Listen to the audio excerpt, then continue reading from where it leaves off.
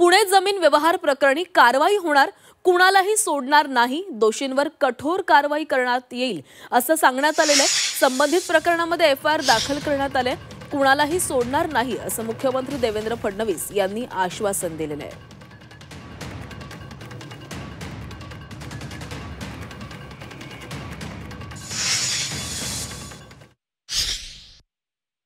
मी तुम्हाला एवढं निश्चितपणे सांगतो, अहवालात जो कोणी दोषी असेल, जो कोणी, आणि माझ्या या मताशी श्रीमान उपमुख्यमंत्री अजितदादा पवारही या ठिकाणी पूर्णपणे सहमत असतील की या अहवालामध्ये कोणीही दोषी आढळला तरी त्याच्यावर कारवाई होईल।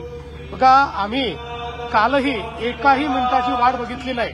तात्काळ जे प्रायमा फेसी अधिकारी होते त्यांना सस्पेंड केलं आणि जे प्रायमा फेसी दोषी दिसत होते त्या सगळ्यांवर एफआयआर केला।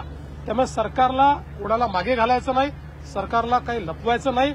अशा प्रकारे जर कोणी चुकीचं काम करत असेल, हे सरकार तरी मागे घालणार नाही।